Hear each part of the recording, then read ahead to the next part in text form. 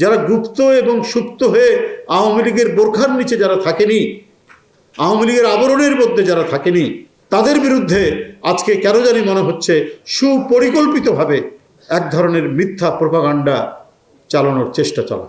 আবার তখনই মনে হয়েছে এইবার আর হাসিনা থাকতে পারবে না। 19শে জুলাইয়ের ঘটনা এটি।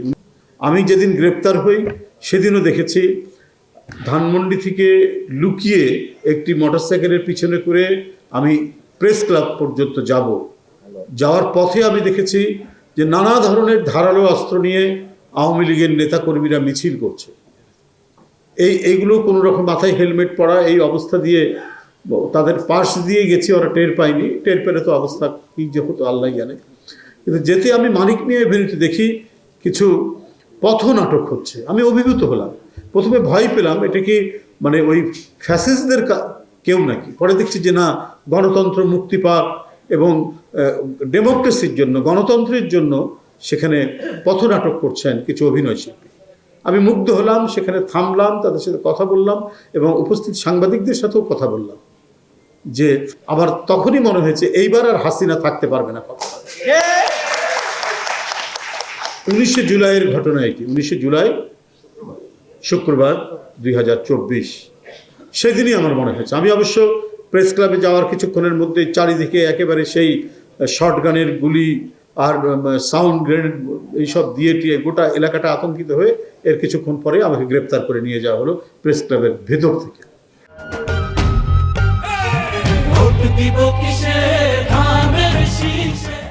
তো এরপরে আমার কোনো ভীতি বা কোনো ধরনের সংশয় ছিল না। আমার কাছে মনে হয়েছে যে এইবার আর শেখ হাসিনা পারবে না, পারার কোনো উপায় নাই।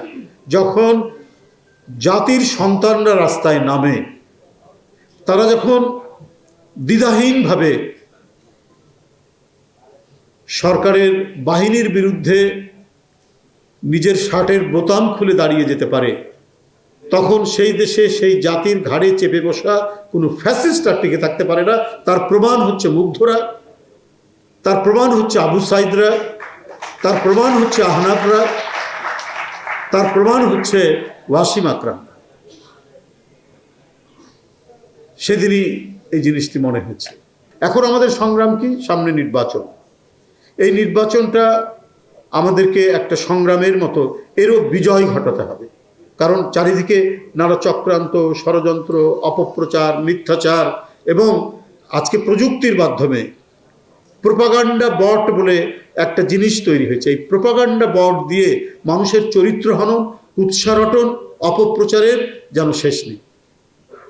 যারা গণতন্ত্রের জন্য আপোষহীন সংগ্রাম করলো, যারা গুপ্ত এবং সুপ্ত হয়ে আওয়ামী লীগের বোরখার নিচে যারা থাকেনি, আওয়ামী লীগের আবরণের মধ্যে যারা থাকেনি, যারা সত্য এবং নয়কে সুস্পষ্টভাবে রৌদ্রালোকের মধ্যে যারা বলেছে, তাদের বিরুদ্ধে আজকে কেন জানি মনে হচ্ছে সুপরিকল্পিতভাবে এক ধরনের মিথ্যা প্রোপাগান্ডা চালানোর চেষ্টা চালানো হচ্ছে। কিন্তু মানে জাতীয়তাবাদী শক্তির শিকড় এত গভীরে, এটা অশ্বত্থ গাছ বা বট গাছের যে শিকড় যত দূরে যায়, তার চাইতেও অনেক গভীরের শিকড়।